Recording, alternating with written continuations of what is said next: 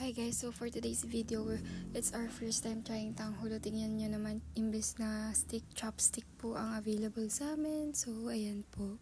Thank you so much sa aming strawberry, Elaine, co-artist ko sa T-Bon. Ayan, thank you so much for the strawberries. Ayan, yung first try, epic fail. Tingnan nyo naman yung gumawa ng tagilid. Yes, siya. Ayan, sugar. Ito na po yung second type drying tanghulo. Dito sa part na to, kanina kasi yung epic fail. So ngayon, niluto namin ulit yung sugar. And then, try this one.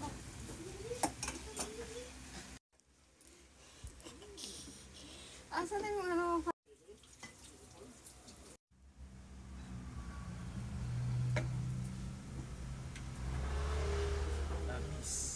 Ito na.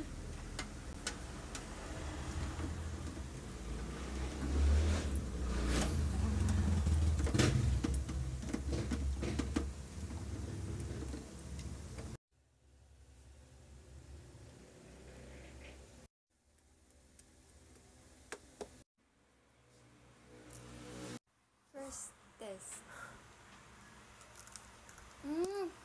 Masarap. Bukal.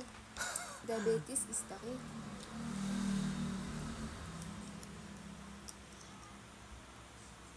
Oh, wow. Yung nga. Parang kumain ang asukal.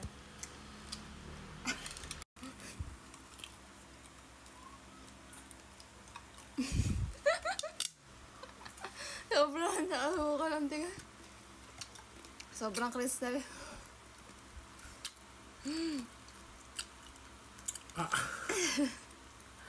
Ang hirap mo yan. Nakakasakal ako sa ngipin nito eh. Guys, yung naggagawaan sa Facebook, walang kwenta. Wala palang kwenta yung mga pinagtitrend nyo.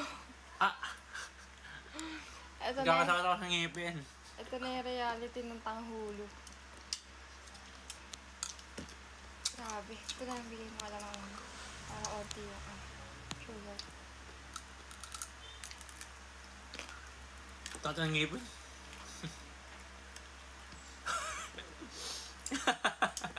Yung strawberry lang gusto ko, yung favorite ko to yun.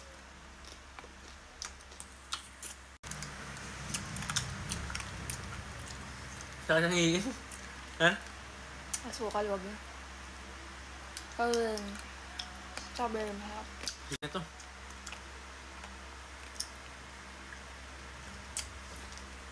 Ginapatikin mo na doon. Sakit.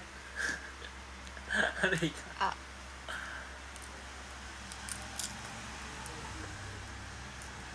Guys, masisira yung pinapasta ko. Purong asukal, oh. Ang pinagagawa nyo. Purong asukal, pwede pa itong gamitin.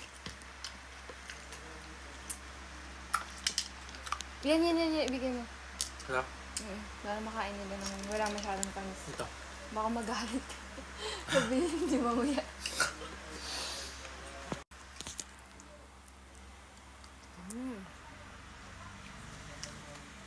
Okay naman pag onti lang sugar.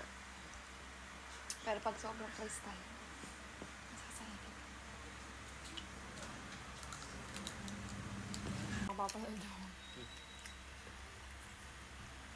Ito wala na to eh. Masarap yan.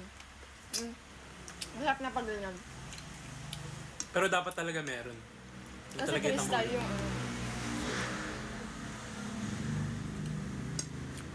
Ito, tigas eh. Sira ang ngipin mo eh. Ha? Ba yan, pambira. Yan lang pala yun. Naging crystal lang eh. Tinanggal din namin.